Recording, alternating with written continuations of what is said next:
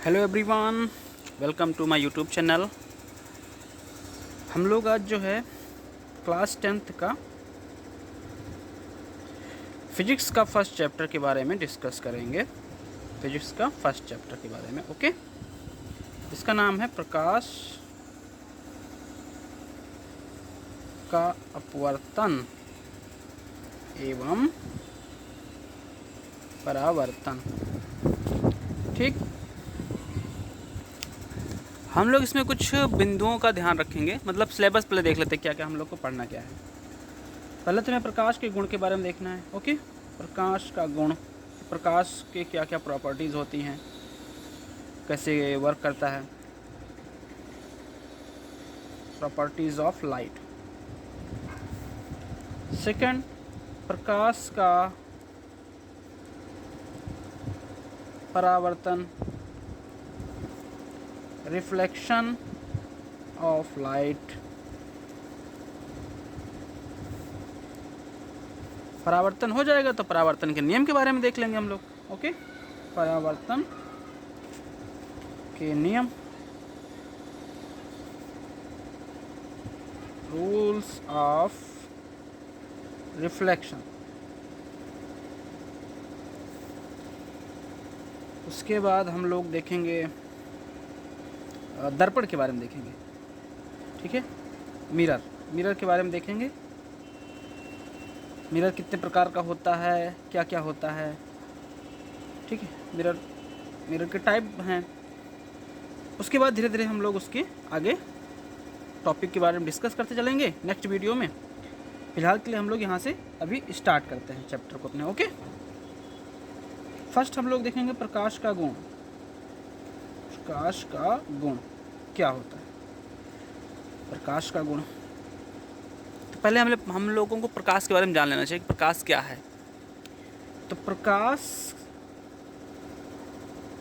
एक प्रकार की ऊर्जा है, ठीक है। दूसरा क्या है? प्रकाश एक प्रकार की ऊर्जा है और प्रकाश जो है हमेशा सीधी रेखा में चलता है। प्रकाश सदैव सीधी रेखा में चलता है। सीधी रेखा से तो हम लोग समझेंगे सीधी रेखा से में क्या क्या चलता है, मतलब सर सीधी रेखा में कैसे चलता है। जैसे मान लीजिए ये हमारा सन है, ठीक है।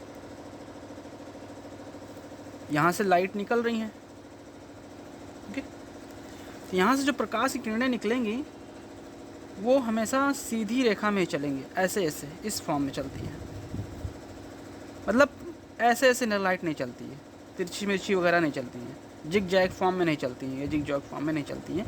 लाइट हमेशा सीधी रेखा में चलती है। ऐसे चलेगी या ऐसे चलेगी या ऐसे चलेगी या ऐसे चलेगी, हमेशा सीधी रेखा में ही चलेगी। एक सीधा पाथ को जो पकड़ती है और सीधी रेखा में चलती है, ठीक। उसके बाद हम लोग प्रकाश की जब सीधी रेखा में चलती है तो हम लोग देख लेंगे प्रकाश की चाल क्या होती है। प्रकाश की चाल कितनी होती है? प्रकाश की चाल होती है 3 × 10⁸ मीटर पर सेकंड। देख रहे हैं कितनी ज़्यादा चाल होती है इसकी? 10⁸ मतलब इसको अगर हम मीटर को किलोमीटर में करेंगे तो वही होगा 3 लाख किलोमीटर पर सेकंड। इतना ज़्यादा इसकी स्पीड होती है, ओके। बहुत इंपॉर्टेंट पॉइंट है ये, इसको याद रखना हमेशा, ठीक है। और प्रकाश जो है वो एक प्रकार की ऊर्जा, तो हम लोग देख चुके हैं, ठीक है। अब इतना हम लोग समझ चुके हैं प्रकाश के प्रॉपर्टीज़ के बारे में। प्रकाश जब क्या होता है, जब चलती है सीधी रेखा में, प्रकाश के रास्ते में कोई भी सतह अगर आ जाती है तो उससे वो टकरा के अपना रास्ता बदल देती है, ठीक है, परावर्तित हो जाती है। और प्रकाश को चलने के लिए मतलब ट्रेवल करने के लिए कह सकते हैं, चलने के लिए किसी माध्यम की आवश्यकता नहीं होती बच्चों। किसी माध्यम की आवश्यकता नहीं होती है। इसका मतलब समझे आप लोग, माध्यम क्या है यहाँ पे? माध्यम का मतलब है कि अगर मीडियम हवा है तब भी प्रकाश ट्रेवल करेगी, निर्वात है मतलब जहाँ हवा नहीं होती है तब भी लाइट ट्रेवल करेगी, जल है तब भी लाइट ट्रेवल करेगी, और मान लीजिए कांच है तब भी लाइट ट्रेवल करेगी। ये सब मीडियम में प्रकाश ट्रेवल करती है। लेकिन सपोज़ करिए कि प्रकाश सीधी रेखा में आ रही है, उसके सामने कोई ईंट है या ईंट की दीवार है, मान लीजिए ईंट की दीवार है, तब लाइट आएगी और यहाँ टकराएगी। लेकिन अब मीडियम चूँकि आगे पारदर्शी मीडियम नहीं है, अपारदर्शी मीडियम है, ठीक है। दीवार अपारदर्शी होती है कि प्रकाश इसके उधर जा नहीं सकती, तो यहाँ से वो टकरा के वापस लौट जाएगी। इस दिशा में जाती है, इस डायरेक्शन में जाती है, कहाँ जाती है उसके बारे में हम लोग नेक्स्ट प्रकाश के परावर्तन में समझेंगे। फिलहाल इतना हम लोग समझ लिए हैं कि प्रकाश की प्रॉपर्टीज़ क्या क्या होती हैं। अभी हम लोग नेक्स्ट टॉपिक हमारा है सेकेंड टॉपिक, प्रकाश का परावर्तन। Okay, reflection of light. ठीक है, अब देखो हम लोगों ने देखा कि प्रकाश हमेशा सीधी रेखा में चलता है।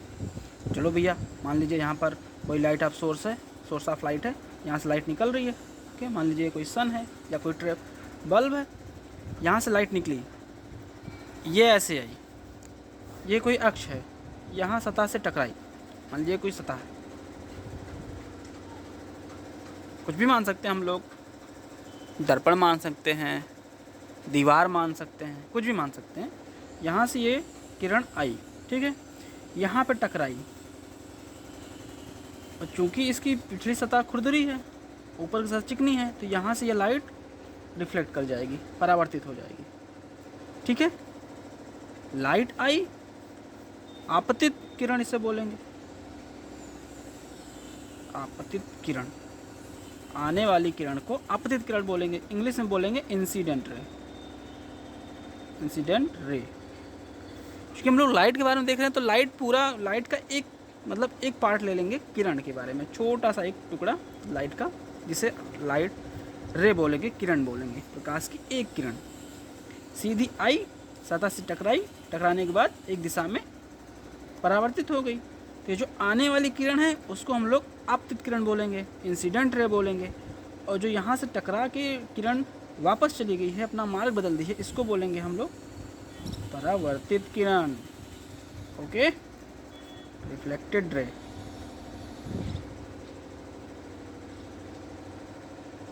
ठीक है, जहाँ से बिंदु टकराई है यहाँ से हम लोग एक डॉटेड लाइन खींच लेंगे, मतलब ऐसा माना जा सकता है, मान लेंगे कि ये एक कोई बिंदु है, इसको हम लोग बोलेंगे अभिलंब, अभिलंब, नॉर्मल। ओके, इंग्लिश में नॉर्मल बोलते हैं। चूँकि ये लाइट यहाँ से आ रही है और यहाँ ट्रेवल कर जा रही है, मतलब परावर्तित हो जा रही है। ठीक है, तो इस बिंदु यहाँ से टकराने के बाद यहाँ कुछ कोण बना रही है, किसी एंगल पे परावर्तित हो रही है, तो इस एंगल को हम लोग बोलेंगे आपतन कोण, जिसे आई से डिनोट करेंगे, स्मॉल आई से। और ये जहाँ से किरण परावर्तित हो गई, इस एंगल को बोलेंगे रिफ्लेक्टेड परावर्तन कोण, आपतन कोण, परावर्तन कोण। इसके कुछ नियम होते हैं, मतलब आपतन कोण कहाँ बनेगा? आने वाली किरण से, माने कि आपतित किरण के पास बनेगा। ठीक है, आपतन कोण एंगल आई हमेशा बराबर होगा परावर्तन कोण के। ठीक है, परावर्तन कोण के एंगल आर। ओके, यहाँ लिख लेते हैं angle i equal to angle r, ये इम्पॉर्टेंट है। परावर्तन का नियम जब भी हम देखेंगे, प्रकाश के परावर्तन का, हमें दो चीज़ों के बारे में बहुत अच्छे से ध्यान रखना पड़ेगा। एक ये कि आपतन कोण हमेशा परावर्तन कोण के बराबर ही होता है, मतलब जिस एंगल से ये किरण आएगी उसी एंगल से टकरा के परावर्तित होएगी। ठीक है, दूसरा ये फर्स्ट पॉइंट है। दूसरा इसका नियम क्या कहता है कि आपतन कोण अभिलंब, ये हमने देखा ना अभिलंब बनाया था, अभिलंब एवं परावर्तन कोण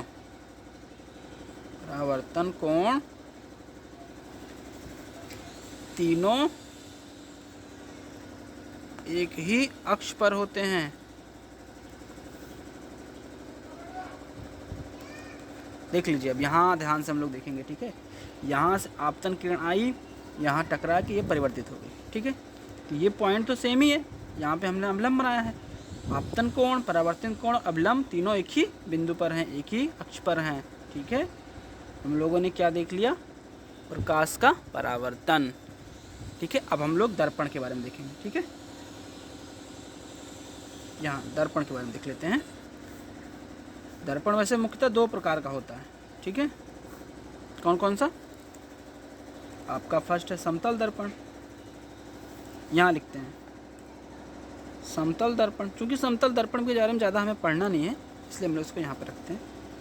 दूसरा होता है गोलीय दर्पण, गोलीय दर्पण। अब गोलीय दर्पण भी दो तरह का होता है। फर्स्ट अवतल दर्पण, सेकंड क्या है, उत्तल दर्पण, ठीक है। इसे बोलते हैं प्लेन मिरर, इसको बोलते हैं स्फेरिकल मिरर।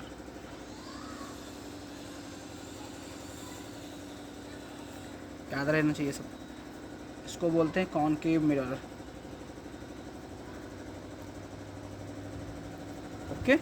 इसको बोलेंगे कॉन्वेक्स मिरर। अब आप लोगों के दिमाग में एक सवाल उठ रहा होगा कि ये जो गोलीय दर्पण है ये दो तरह का कैसे होता है, अवतल दर्पण किसको कहते हैं, उत्तल दर्पण किसको कहते हैं। तो ठीक है, सवाल उठना ज़रूरी है, तो हम बताएंगे कि गोलीय दर्पण क्या होता है। मान लीजिए ये कोई दर्पण है, गोलीय दर्पण है, गोला नहीं बना अच्छे से, मान लीजिए आप लोग कि गोला है, ठीक है। ये गोलीय दर्पण है, ठीक है ना। अब हम लोग इसको बीच से काट देंगे, तो इसका ये जो पार्ट निकला, ठीक है, और दूसरा पार्ट ये वाला, इसको हम लोग उल्टा बना लेते हैं इधर की तरफ, ठीक है। इसी को उठा के यहाँ रख दिया है, इसको ऐसे बना दिया। तो मान लीजिए हमने इस दर्पण के बाहर वाली सतह पे जो उभरी हुई सतह है, यहाँ पे हम लोगों ने क्या कर दिया, पेंट कर दिया है, ठीक है। किसी पेंट से पेंट कर दिया है या फिर सिल्वर की कोटिंग कर दी है, जिसे कलई करना भी बोलते हैं। तो ये जो अंदर का सतह है, अंदर की ये जो सतह अंदर वाली, ये सतह हमारी हो गई चिकनी। अब कोई अगर लाइट की किरण यहाँ से आएगी तो यहाँ से टकराएगी, वापस जाएगी, परावर्तित हो जाएगी। तो इस तरह का जो भी दर्पण होता है उसको बोलते हैं अवतल दर्पण, जिसकी अंदर की सतह चिकनी होती है, जिसमें लाइट अंदर की तरफ प्रवेश कर रही होती है, उसको हम लोग अवतल दर्पण बोलते हैं, ठीक है। कॉनकेव कहते हैं। देखिए यहाँ केव लिखा हुआ है, केव का मतलब होता है गुफा। जब लाइट गुफा में जा रही हो, मतलब इस खाली जो अंदर वाला हिस्सा है इसके अंदर जब लाइट जा रही हो, तो उस तरह के दर्पण को हम लोग क्या बोलते हैं, अवतल दर्पण, या इंग्लिश में कॉनकेव मिरर कहते हैं। यहाँ देख लेंगे। अब हम लोगों ने इस मिरर को दो भागों में बांटा था, तो ये एक दूसरा जो भाग है, इसके हम अंदर वाली सतह को जो है कलई कर देते हैं, ठीक है। यहाँ पेंट कर दिया हम लोगों ने, ठीक है ना। ये सतह हो गई खुरदरी, मतलब यहाँ से लाइट बाहर नहीं जा सकती, ठीक है ना।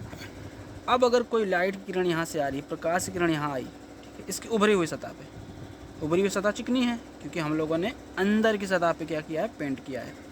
तो लाइट की प्रकाश की किरण यहाँ से आएगी, इसकी उभरी हुई सतह पे टकराएगी, टकराने के बाद इस तरह से ये परावर्तित हो जाएगी। ये हो गई आपकी आने वाली किरण, टकरा के ये जा रही है।